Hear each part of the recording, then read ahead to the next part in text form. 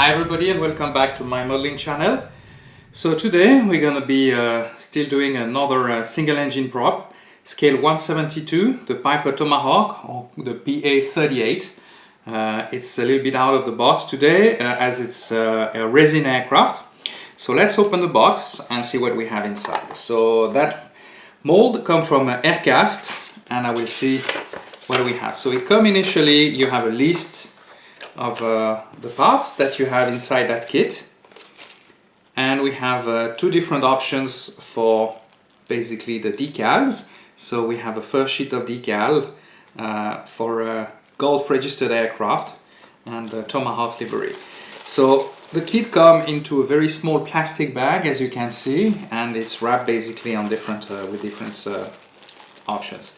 So initially we have a clear part, or if you want, you have the option of building that kit without basically a clear part, and you can paint the cockpit. But as it's a small plane, I'm gonna go for the option of detailing the cockpit, so I will try the other one. So we have a vacuum, we have two parts basically for the cockpit, and it's in it's a vacuum thermoformed clear part for that cockpit, or you have the same option, but it's in resin, as you can see right here. So it has been formed with resin, but I have to say that I much prefer do the other options. So now here is the main body of the aircraft, and as you can see, everything comes in one. It's in one part only, and it's very smooth, very nice detail. All the panel lights are slightly engraved, which is gonna make a beautiful work. So we also have the aircraft yoke and some other very tiny parts like antennas. And on that part we have the seat. We have the landing gear, the horizontal stabilizer. So everything, all the panel light have been done very, very smoothly. And actually it's a beautiful little kit, I have to say. I'm quite impressed, as I never worked with this brand before. So it was a kind of a try. So you have all the little parts. The cockpit has been done as well, and you have all the instrument panel. You have the undercarriage, you have the center pedestal with the flaps lever, and now we're gonna go on the main wing. And as you can see, it's one part only as well, and but it's honestly it's a very nice little kit, and I think I'm gonna have a lot of fun building that aircraft, as this one was of my older flying memory, as I learned to fly on one of those. So, as you can see, not much to do, but still you have all the options of doing a very, very decent kit. So enough of talking, and see what can be the final result on that aircraft. So we're gonna start our project by putting the tail in the correct position. So for this, as it's a resin model, I use some hot water, just coming out from the kettle, dip the tail in that water, that very hot water, and then after a couple of seconds I put it back at the correct shape. So while this was cooling down, after that what we did is we put basically the fuselage at the correct shape. So there was a couple of gaps to be filled, and for this I use my Grey Tamiya putty. So while the putty was dried, of course I had to sand it down to get that fuselage to the correct shape. And shortly after that we're gonna start working on that project a little bit more in the details.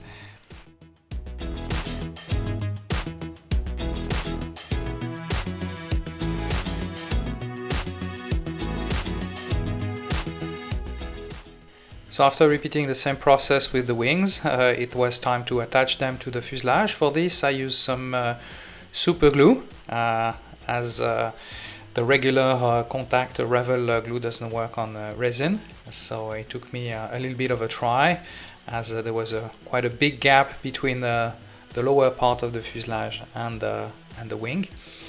So I had to use capillarity basically when I put some more super glue basically at the wing root. So while this dried up, of course I had the time to add a little bit of more putty and filling up all those gaps, and then we're going to be able to start working on that cockpit as well and the interior.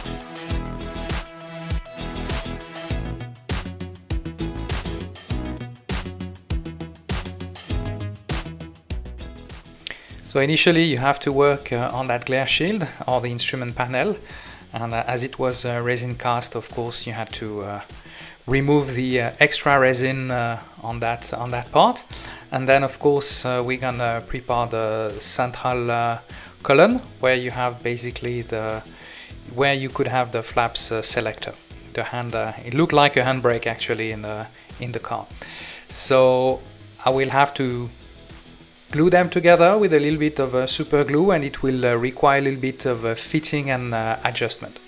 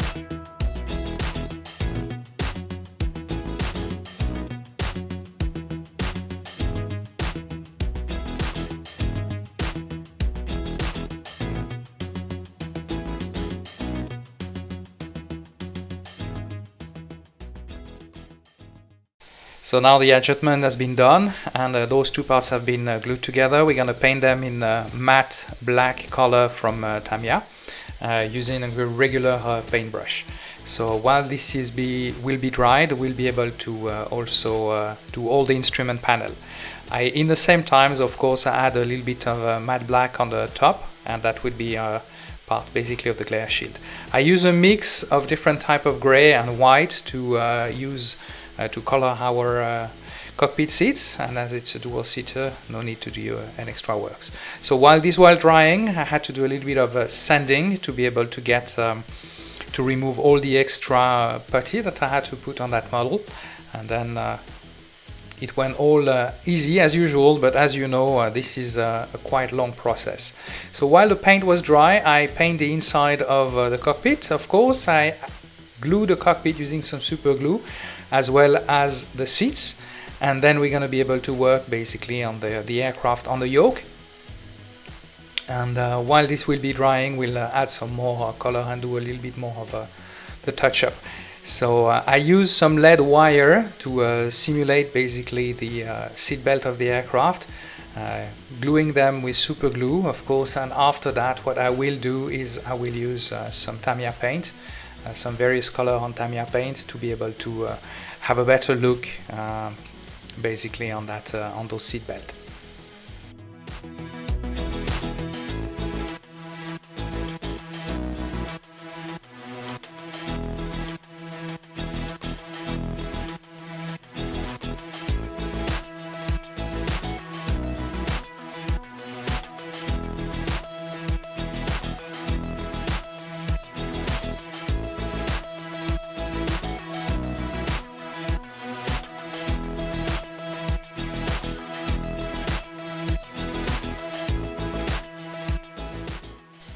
Now that the interior is completed, I use some super glue and I will glue all the cockpit basically on the upper part of the fuselage, as it's not only a bubble. And then while the glue has dried, I'll have to fill up all the gaps with some Tamiya putty. And then one of the big job on that little aircraft will be to do the clear parts. So I will use some masking tape. And as you see, it's a pretty big part, so you'll have to do in a couple of. I will have to use a little bit of technique and a lot of different type of adhesive and adhesive band from Tamiya. Once I did all the perimeter of that, I will be able to add some thicker and larger, adhesive band, and then I will be able to complete all the process correctly.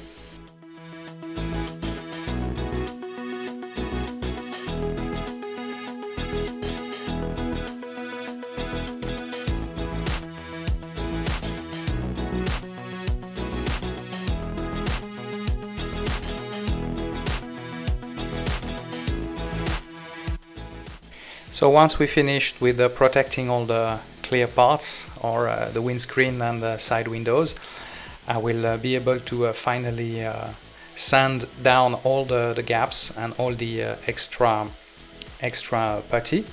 And then this will be quite a long process, as I'm trying to get a smooth edge. And after that, of course, it will be time to add some little bit more. So now we're going to do the horizontal stabilizer. I'll have to prepare the parts, and of course we will glue them on the tail of that little Tomahawk. And for this, as usual, I will use the epoxy glue that I've been using previously on that model.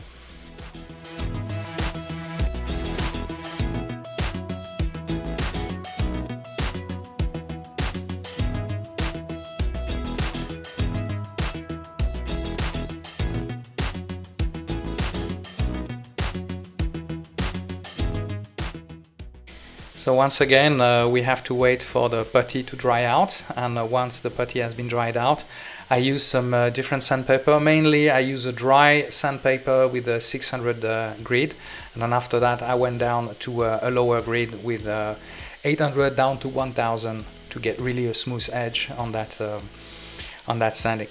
After that, the plane was ready to go to the paint booth. So for this I use a gloss white from Tamiya once again. And it went pretty smooth. So as you can see, I had to use, I could paint the whole fuselage itself.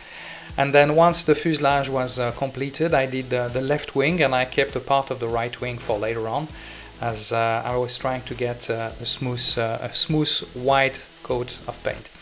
So after that, we prepare the remaining parts, which were basically composed of the main landing gear, and the two tires basically on the main landing gear, the nose gear that has been to be adjusted, especially for the nose tire. And after that I'll have to paint the struts, and while this is drying I will do the last white coat basically on that right wing. So while this will be completed, we will start to add the white part, basically the center wheel basically of that aircraft. So now we're going to remove all the masking tape on that Piper Tomahawk, and then we're going to do a little finish, which basically is to glue the wings, to glue all the wheels together, and then we will add the propeller as well, who has been previously painted. Now let's get in that final stage of that build. So we're going to do the decal process. The decal were very easy to work with actually. They were laser printed and very easy in a couple of parts, so I had to do a couple of adjustments, but they were very easy to work with, pretty thin I have to say, but easy enough not to break.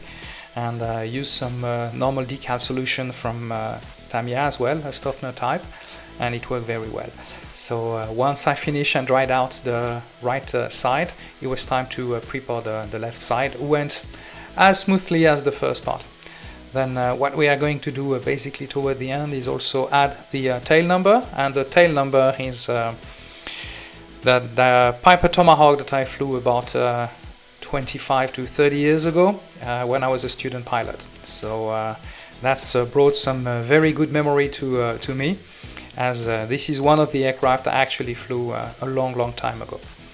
So now we're finishing up all that little Tomahawk, finishing up light touch-up on the nav lights, and then the plane will be ready for the display.